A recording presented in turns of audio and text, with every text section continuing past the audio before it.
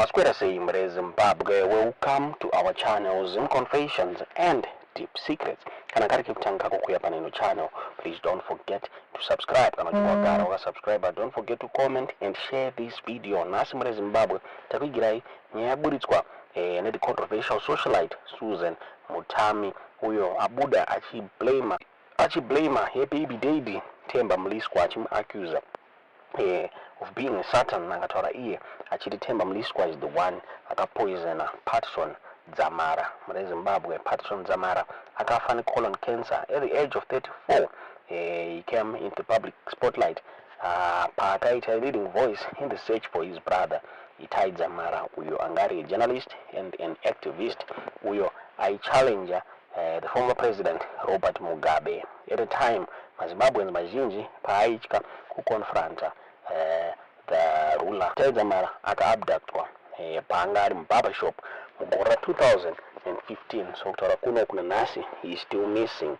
Patson Dzamara akalauncha a campaign achitsvaga mu brother yake muri Zimbabwe.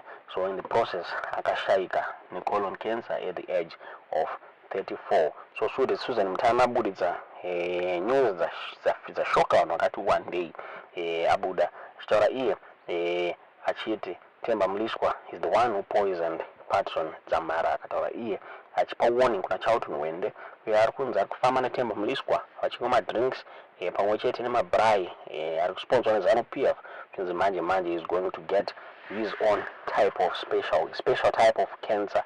Akataura zvakare achiti parents shiri akafa senhunzi nenyaya yemacharacters akaita saTemba Mliswa anga ari around him.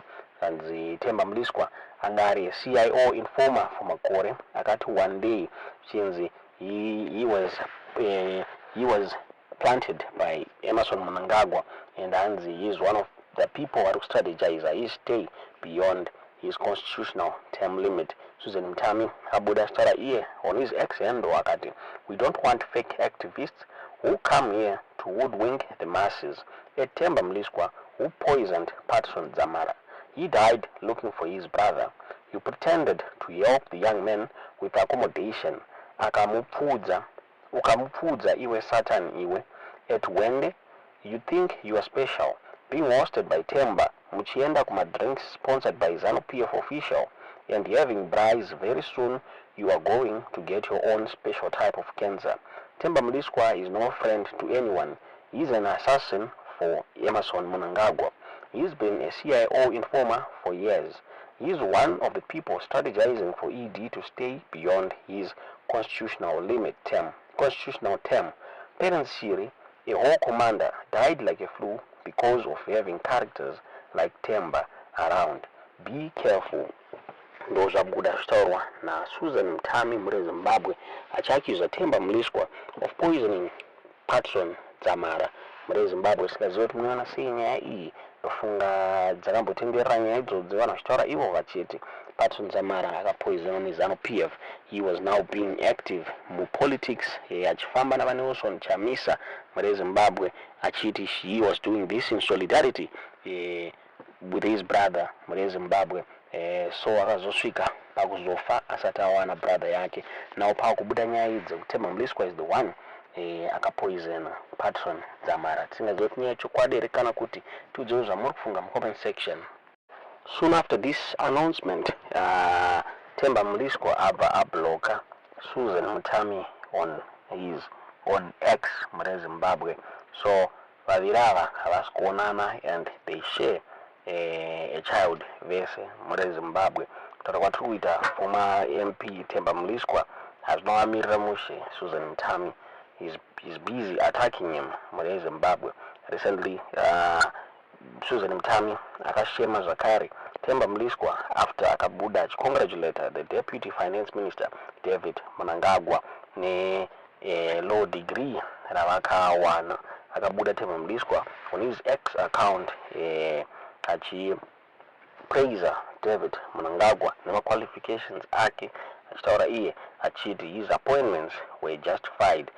Akabuda achitaura iye achiti he has shown that ane capacity for Zimbabwe since his appointments can be justified and defended.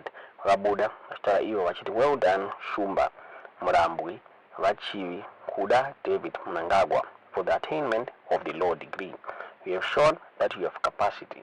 Whether he is the son of the president or not, he has shown that he has capacity. His appointments can be justified and defended.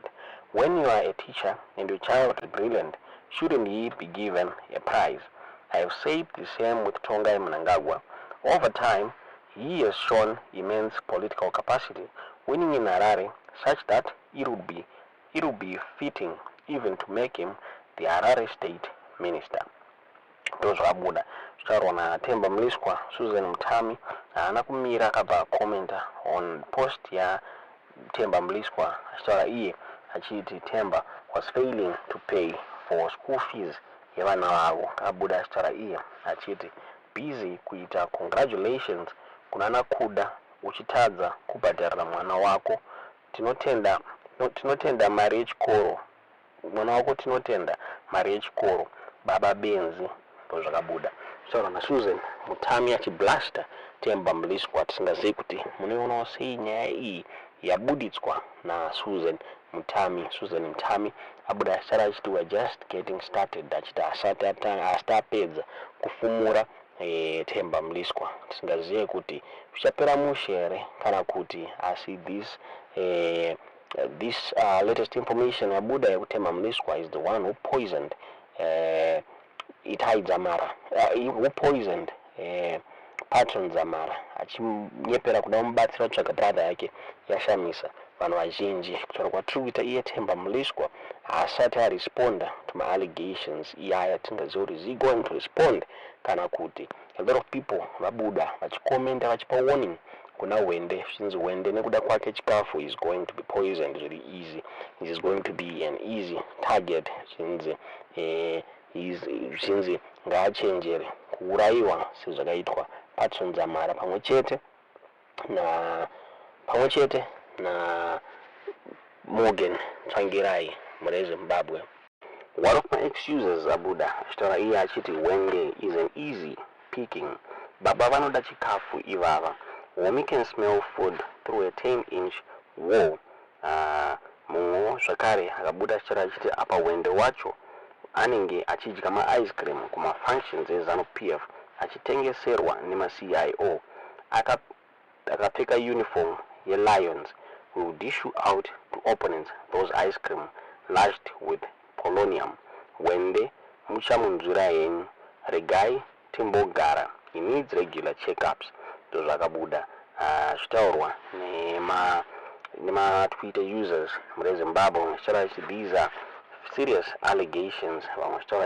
They believe Susan Mutami because these are secrets avaishare since vachishare mwana vese. Tingazomuona sei nyaya ingava iri chokwadi here kana kuti Temba Mliswa is the one akauraya Patson Dzamara. Tiudzewo zvamunofunga pamusoro penyaya iyi mucomment section.